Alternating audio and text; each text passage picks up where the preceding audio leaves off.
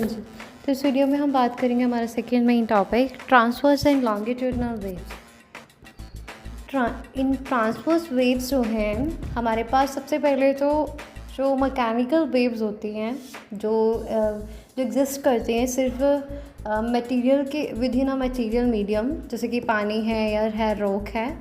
और एग्जांपल्स हैं mechanical waves की water waves, sound waves, seismic waves, और ये दो तरह की होती है, ट्रांसवर्स वेव्स और लॉन्गिट्यूडनल वेव्स। तो ट्रांसवर्स वेव्स में क्या होता है कि कंस्टिट्यूट ऑफ मीडियम जो है ऑस्किलेट करता है, oscillate perpendicular to the direction of wave propagation, और point of maximum positive displacement जो होती है वेव में उसको क्रेस्ट बोला जाता है, और पॉइंट ऑफ मैक्सिमम जो नेगेटिव डिस्प्लेसमेंट्स होती हैं उनको ट्रफ बोला जाता है। और ट्रांसवर्स वेव्स जो है प्रोपेगेट करती हैं सिर्फ थ्रू सॉलिड्स एंड स्ट्रिंग, और फ्लूइड्स के थ्रू जो है ये प्रोपेगेट नहीं करती हैं।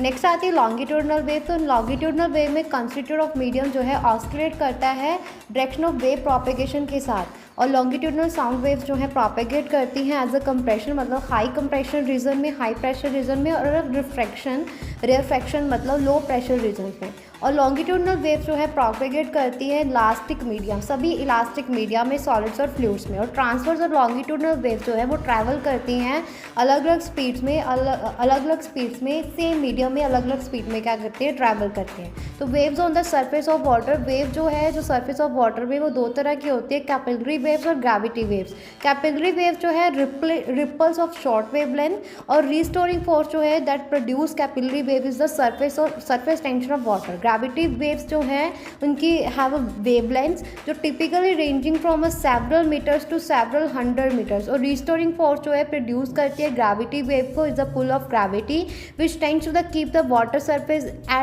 at its lowest level। और wave in ocean are a combination of both longitudinal and transfer waves। Clear है? तो यहाँ पे हमारा सेकेंड मेन टॉपिक फिनिश होता है। Next one is the third main topic travelling और अ प्रोग्रेसिव वेव। तो वेव जो ट्रैवल करती है एक पॉइंट ऑफ मीडियम से दूसरे पॉइंट ऑफ मीडियम में, उसको ट्रैवलिंग वेव बोला जाता है। तो थर्ड मेन टॉपिक है displacement creation in a progressive wave. तो किसी भी टाइम टी पे जो है displacement of a wave travelling in positive axis is equal to y xt function is equal to a sine into k x minus omega t plus five. तो जहाँ पे a जो है एम्पलीट्यूड है, k जो है एंगुलर वेव नंबर और propagation constant है, ओमेगा जो है एंगुलर फ्रीक्वेंसी है, फाइव जो है इनिशियल फेस एंगल है, और and k x minus omega t plus five phase plots है for a wave travelling in a positive direction of an x axis as a different values of time. तो अब wave जो travel करती है negative direction of x axis में, उसको हम represent करते हैं y function x t is equal to a sine into k x plus omega t plus five. तो यहाँ पे हमारा जो है ये थर्ड मेन टॉपिक था। इसके आगे तीन सब टॉपिक्स हैं। तो फर्स्ट सब टॉपिक है एम्पलीट्यूड एंड फेज। तो एम्पलीट्यूड क्या होता है? एम्पलीट्यूड ऑफ वेव जो है magnitude of the maximum displacement of the elements from their equilibrium position as the wave passes through them. तो ये एक पॉजिटिव क्वांटिटी होती है अगर डिस्प्लेसमेंट नेगेटिव है तब भी।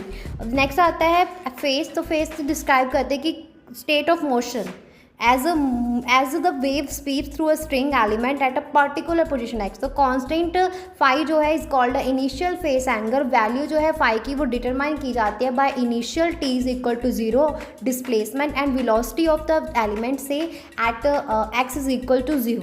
नेक्स्ट आता है second sub topic wavelength and angular number. तो वेवलेंथ क्या होती है? मिनिमम डिस्टेंस जो होता है दो consecutive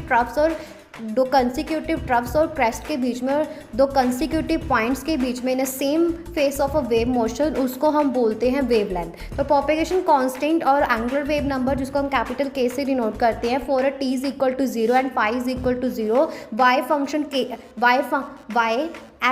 function x 0 is equal to a sine k x. By definition displacement y जो है दोनों एंड्स ऑफ द वेवलेंथ पे सेम होती है, मतलब x is equal to x1 and x is equal to x1 plus lambda. तो a sine k x1 is equal to a sine k into x1 plus lambda, a sine into k x1 plus के Y, sorry के lambda. तो तो condition जो है satisfied तभी होती है जब k lambda is equal to 2πn आता है। तो n यहाँ पे 1 2 3 हो सकता है और लैम्डा जो है डिफाइन करता है कि लीस्ट डिस्टेंस क्या है between the points with the same phase, मतलब n इज इक्वल टू 1। तो k is equal to 2π upon lambda. तो k यहाँ पे प्रोपेगेशन कांस्टेंट और एंगुलर वेव नंबर है जिसकी ऐसा यूनिट जो है रेडियन पर मीटर और रेडियन पर मीटर है। नेक्स्ट आता है थर्ड सब topic period, angular frequency and frequency.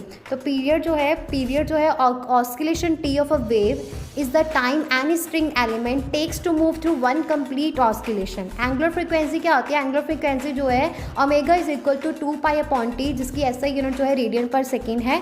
और नेक्स्ट आता है फ्रीक्वेंसी। तो फ्रीक्वेंसी कितने नंबर ऑफ ऑस्किलेशन जो की जाते हैं पर यूनिट टाइम, कितने टाइम पे कितने नंबर ऑफ ऑस्किलेशन किए जाते हैं by string element as the wave passes through it. तो फ्रीक्वेंसी जो है of the wave is defined as 1 upon t जो रिलेट करते हैं एंगुलर फ्रीक्वेंसी ओमेगा के साथ, and frequency is equal to 1 upon t is equal to omega upon 2π।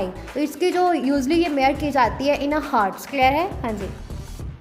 तो यहाँ पे हमारा जो है उसके बाद नेक्स्ट मैं इसमें displacement relation of a longitudinal wave के बारे में बता देती हूँ। तो लॉन्गिट्यूडनल वेव में क्या होता है कि displacement of an element of the medium वो पैरेलल होता है direction of the propagation of wave के। तो डिस्प्लेसमेंट फंक्शन जो है फॉर अ लॉन्गिट्यूडनल वेव उसको डिफाइन किया जाता है as function x t is equal to a sine into k x minus omega t plus five. तो यहाँ पे एस एक्स टी जो फंक्शन है is the displacement of an element of the medium in the direction of propagation of wave at position x and time t. तो यहाँ पे हमारा जो है second and third main topic finish.